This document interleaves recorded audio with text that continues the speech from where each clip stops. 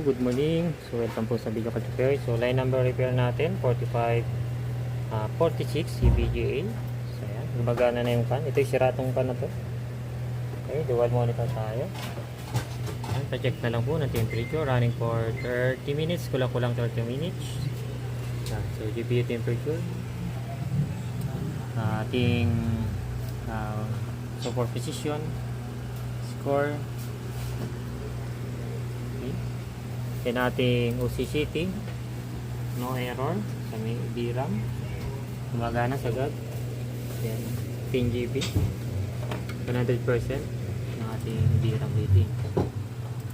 Yan. Ito yung ating mga clock sensor. Full goods. Baba naman temperature. Specs. Yan siya. 10 GB EVGA. 10 GB DDR6X micro memory. So running siya ng 32 minutes. So, okay na po. So yung DRAM niya, nakasagad yung DRAM natin, yung kulay green. Gamit ang OCCT para makita natin magkasabay yung GPU chip at DRAM reading. So GPU chip 100% DRAM usage para tingnan natin kung magka-crash. Hindi siya nagka-crash. Okay na po siya. Maganda po naman. Power supply natin pala. Ayan. Agile lang yung 1000 na gold watts. Kaya 38. Okay.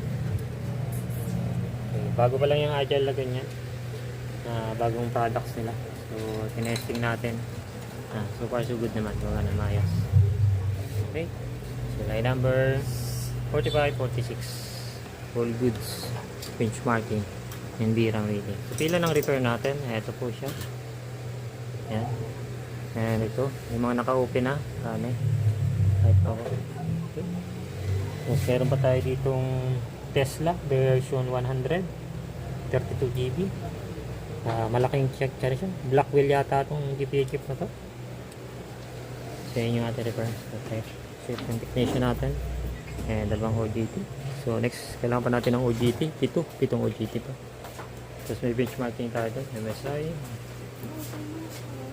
MSI yung benchmarking natin doon sa dulo.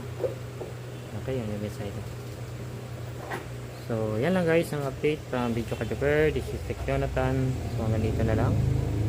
Updates para sa 45, 46. So, thank you for watching. Bye for now.